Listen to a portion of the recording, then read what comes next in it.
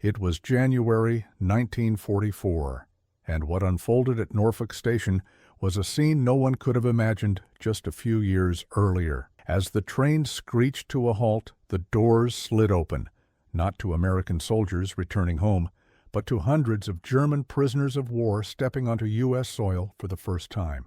Their faces carried a mix of shock and disbelief. These were men of the feared Wehrmacht, told they were fighting for an invincible empire.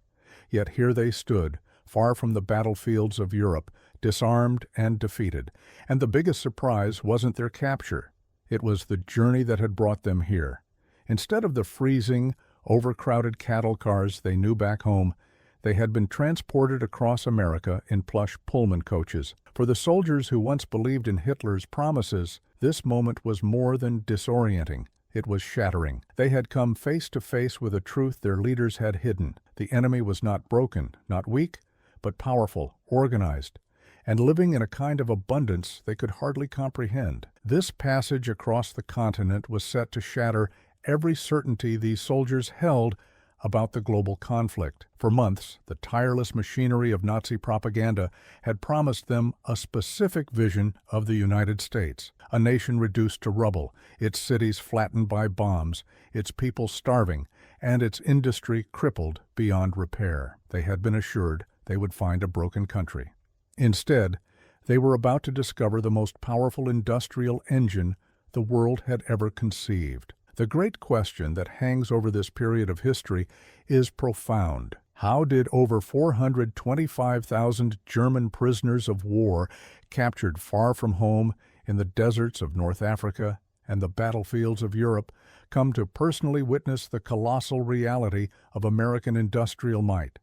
And how did this revelation ultimately transform not only their perception of the war, but the destiny of democracy itself? By 1943, the tide of war had shifted. In the scorching deserts of North Africa, General Erwin Rommel's famed Afrika Korps met its downfall. Over 130,000 German soldiers surrendered, swelling what would become the largest population of enemy prisoners ever held on American soil. These were not inexperienced recruits, but hardened Panzer veterans, men who had once swept through France and terrorized the British across the desert sands. Yet, even in defeat, they carried with them an unshakable belief in Germany's inevitable victory. Goebbels' propaganda had convinced them that America was soft, decadent, racially divided, and utterly incapable of sustaining real war. To many, the United States was little more than a land of Hollywood glamour and jazz, frivolous, unserious, and weak. The thought that such a society could outproduce the Reich was laughable. The cracks in that illusion appeared almost immediately. On the Liberty ships that ferried them across the Atlantic, products of America's ability to mass-produce 5,000 cargo vessels in just 4 years, German prisoners were already face-to-face with the industrial miracle their U-boats were failing to destroy. But it was the train ride inland that delivered the real shock. In Germany, soldiers had been crammed into freezing boxcars. Now, even as prisoners, they were treated better than they ever had at home. Many of the men, raised on years of anti-American propaganda, shed their hostility in that instant. The revelations only deepened as they traveled across the heartland. Out the windows stretched vast, untouched cities, sprawling factories alive with production, and fertile farmland overflowing with food. The contrast to bombed-out, ration-starved Germany was staggering. The myth of a weak America had crumbled. What they discovered instead was a nation whose abundance and power were undeniable. The Industrial Revolution, which had appeared to many of them as a failing Western construct, arrived in successive waves of revelation. As a component of the Allied war effort, tens of thousands of German prisoners were assigned to work in factories and farms across the country. What unfolded on the assembly lines shattered their comprehension of industrial potential. They toiled side by side with American civilians in facilities that operated with an organizational genius and efficiency that absolutely dwarfed anything found in Germany. They witnessed production lines churning out aircraft, vehicles, and weaponry at speeds and scales that simply seemed impossible. Crucially, they realized this unbelievable production was achieved not despite the war, but because of American logistical mastery and industrial power. Initially, many of the captives, particularly the real cocky bunch from Rommel's elite Africa Corps, captured in 1943, refused to believe what their guards told them about the current progress of the war. David Rathbun, who worked with them on his South Dakota family farm, remembered their initial arrogance. Some prisoners insisted that New York City had indeed been leveled, dismissing all contradictory reports as mere American propaganda. But living and working within America offered a tangible, undeniable truth that eventually overwhelmed the ideological certainty of their propaganda. They were not consuming fabricated stories. They were inhabiting the reality of American industrial supremacy. Beyond the sheer physical scale of production, the prisoners received an unexpected daily education in the workings of a democratic society. This transformation of German soldiers from believers in totalitarian ideology to witnesses of democratic efficiency inadvertently provided a framework for solving the profound post-war problem. How could Germany be rebuilt as a democracy? The solution lay not in treaties or military occupation, but in the collective, lived experience of 425,000 men who had seen American capitalism and democracy in action. The American prisoner of war program, guided both by the requirements of the Geneva Convention and a subtle strategic understanding of reciprocity, became a massive, unintended democracy-building initiative. These prisoners attended classes held at American universities, eventually studying through the administration of 103 different institutions. They published their own camp newspapers, organized theatrical productions, and engaged in vibrant debate societies.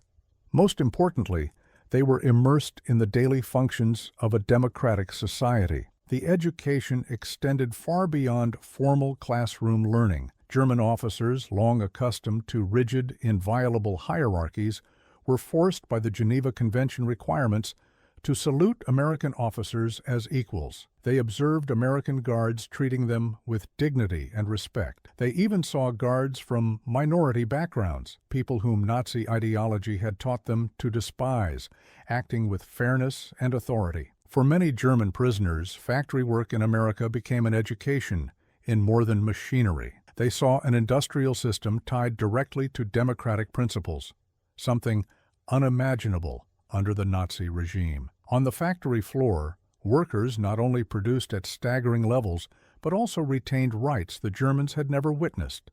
The freedom to organize, to strike, to voice dissent. What shocked them most was that this freedom didn't weaken production, it strengthened it.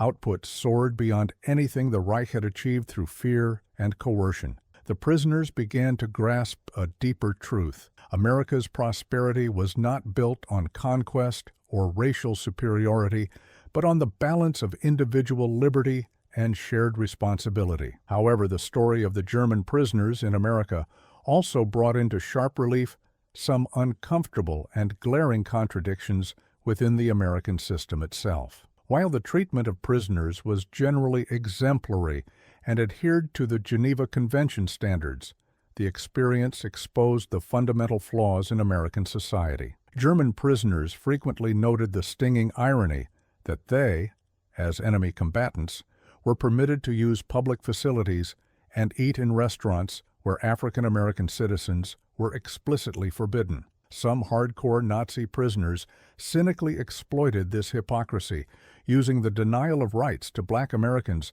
to mock the nation's claims about fighting for democracy and freedom. The sight of German prisoners enjoying privileges denied to American citizens based on race starkly exposed the emptiness of the nation's democratic rhetoric for its own people. The prisoner camps were also sites of internal conflict, revealing the complex nuances of Nazi support among the captured soldiers. While many prisoners were simply young men caught up in a war they increasingly understood to be lost, hardcore Nazi believers maintained a fierce grip on control in many camps, especially among Afrika Korps veterans captured early, when German victory still seemed plausible. These zealots terrorized their fellow captives. They conducted kangaroo courts and brutally murdered prisoners suspected of collaboration or harboring democratic sympathies, a horrific process they chillingly referred to as the Holy Ghost. At least 3 prisoners were formally murdered by their comrades, leading eventually to the execution of 14 Germans by American authorities, marking the first time enemy prisoners had been executed in U.S. history. American authorities, grappling with the complexity of their charges, attempted to combat the entrenched ideology. The Special Projects Division initiated a secret re-education program designed to deprogram Nazi beliefs, yet many officials doubted the possibility of fundamentally altering deeply ingrained adult political philosophies, and the mixed results of the program underscored the immense difficulty of countering years of nationalism and propaganda. Despite these dark episodes, the broader success of the American prisoner of war program lay in its unintended outcomes. It forged a generation of Germans who had personally experienced the freedom and staggering prosperity that was possible under democratic capitalism. The numbers themselves painted a staggering picture of America's industrial power. By the war's end, the United States had produced more than 5,000 cargo ships at one point, launching 4 massive vessels every single day. For prisoners who had come from a Germany crippled by shortages and bombings, it was almost beyond belief. Aircraft carriers seemed to rise from the docks overnight. A nation that had started the war with just 8 ended it with 124. The skies filled with planes as assembly lines poured out 200,000 combat aircraft, another 100,000 for support, and wave after wave of armored vehicles and trucks, over 2 million in total. Many of these machines rolled out of factories that hadn't even existed a year earlier, buildings that seemed to spring up as quickly as the weapons they produced. It was more than numbers. It was the sight of an untouched land harnessing its resources with a speed and scale the prisoners had never imagined possible. German prisoners did more than just observe this colossal output. They were active participants, working within the factories that created these weapons. They loaded the ships destined for Europe and harvested the food that nourished American soldiers and prisoners alike. Most significantly, they saw that this overwhelming output was achieved not through the desperation of slave labor or brutal coercion, but through the highly organized, collaborative effort of free citizens dedicated to a unified purpose. This profound psychological transformation was beautifully encapsulated in moments of simple, shared humanity. On Christmas Day, 1944, even as the brutal Battle of the Bulge raged in the snowy Ardennes forests, German prisoners gathered around pianos in American camps,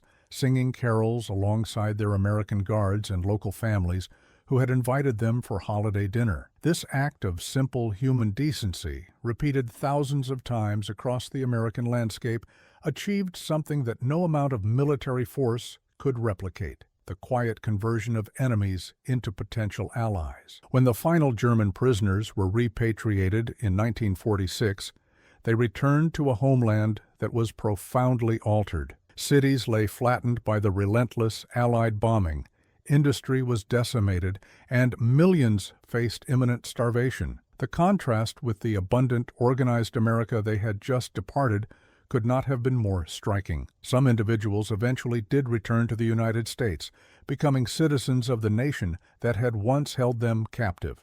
But the true overarching triumph of the prisoner program was far greater than individual conversions. The 425,000 German prisoners who had internalized the reality of American industrial might and democratic freedom became the foundational bedrock upon which a new post-war German democracy was meticulously constructed. Their direct personal experience with American prosperity and generosity helped cultivate public support for the Marshall Plan, the massive aid initiative designed to reconstruct Western Europe. They had arrived as committed enemies, firmly convinced by the insidious voice of propaganda that America was irredeemably weak and internally fractured. They returned as indispensable witnesses to a deeper truth. They understood through years of observation that democratic societies, for all their visible flaws and sometimes contentious contradictions, possessed an industrial and organizational capability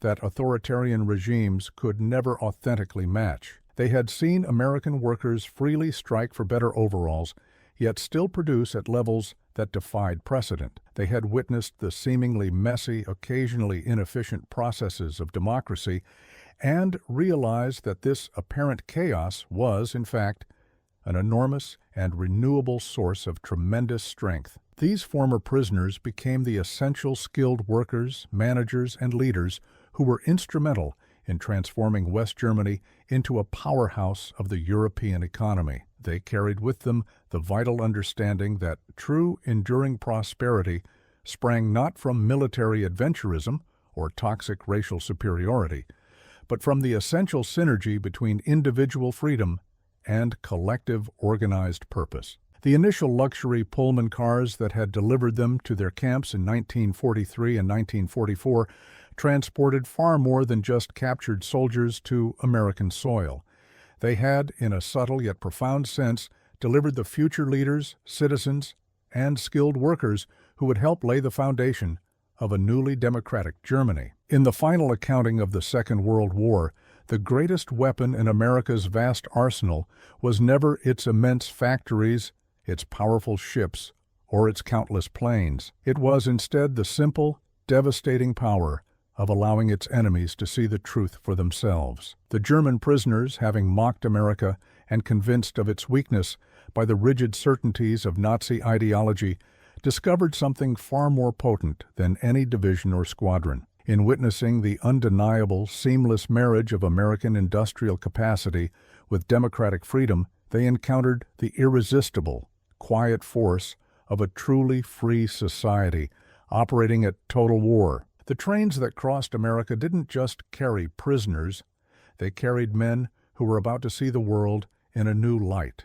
What began as a journey in defeat became a journey of discovery out of propaganda and into reality, out of lies and into truths too clear to ignore. For many, it was the first time they realized that real strength isn't built on fear or conquest, but on free people working side by side with a common purpose. That lesson still matters today. Tyranny isn't always defeated by the biggest guns or the loudest threats. More often, it's undone by the quiet power of example, by showing what freedom, unity, and determination can build when people choose creation over destruction. And that leaves us with a choice of our own, to live as proof of those same values, to protect them, and to pass them on. Because the story doesn't end with them, it continues with us.